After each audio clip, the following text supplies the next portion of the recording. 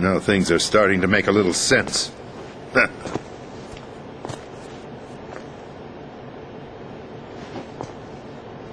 Switch over to nano-communication so nobody can listen in. Yes, sir. Do you read me, sir? Yes. Mr. President, it's my understanding that the terrorists have managed to input the code sequence necessary for launching a nuclear strike. That's correct. I punched the sequence in myself. You're working for them? If you asked me 2 hours ago, my answer would have been yes. Right now, they're keeping me alive until my vital signs are reconfirmed. They betrayed you? I wouldn't quite put it that way. I wanted power. They sought destruction. But why stoop to terrorism? I wanted absolute power. But you're the president. You have power. No, I'm just a figurehead. What? I don't have any control. The real power is in the Patriots' hands. The Patriots? The truth behind this country. I'm not surprised you've never heard of them. Very few are aware of their existence, even among those with code word clearance. Huh? Politics, the military, the economy, they control it all. They even choose who becomes president. Putting it simply, the Patriots rule this country. No. Hard to believe, isn't it? But it's the truth. The space defense, income tax reduction, and national missile defense programs. Every policy that's been credited to me was actually done according to their instructions. Space defense was initiated by Congress. That's what the Patriots want the country to believe. It's all a show. Democracy is just a filler for textbooks. Think about it. Do you actually believe that public opinion influences the government? No. This country is shaped and controlled as the Patriots see fit. The people are shown what they want to believe. What you call government is actually a well-staged production aimed at satisfying the public. Huh? Don't look at me like that. I'm legally sane, you know. It's not your sanity that worries me.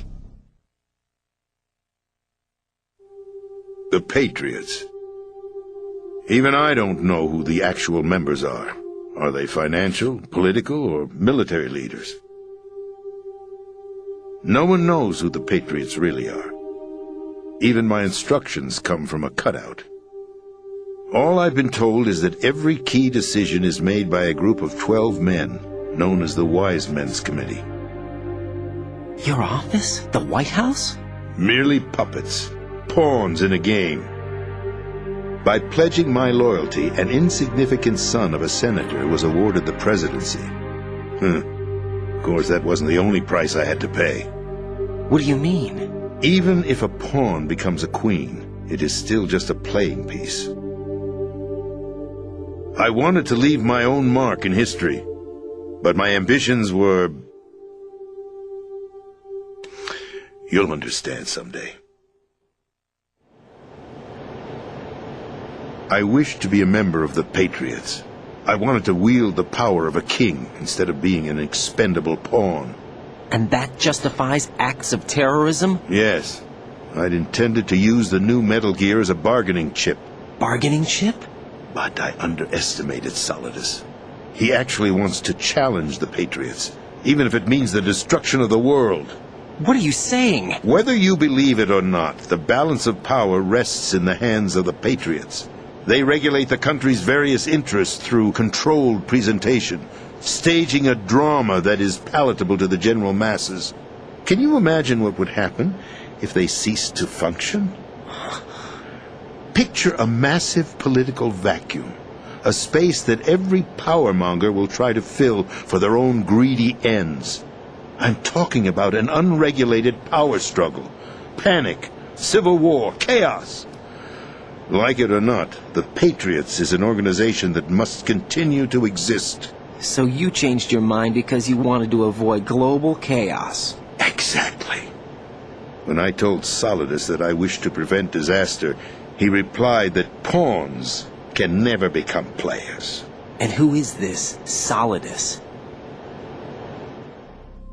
My predecessor, George Sears.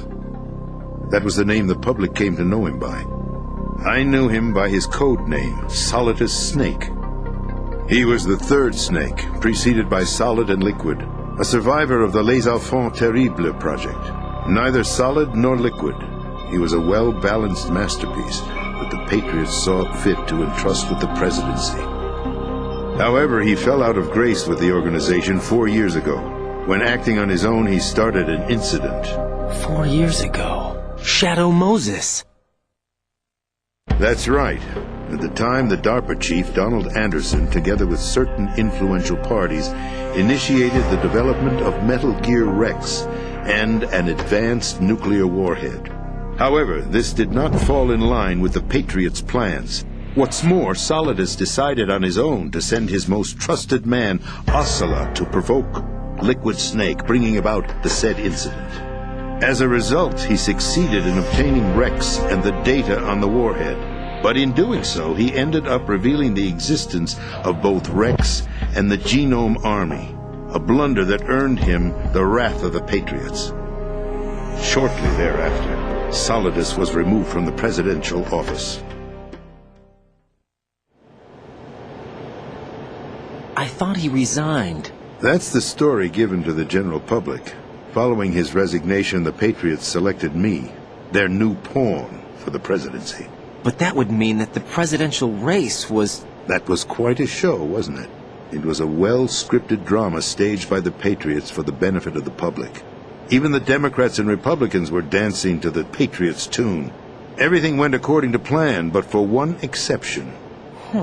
Following his resignation, Solidus' health was scheduled to fail him, bringing about his untimely death.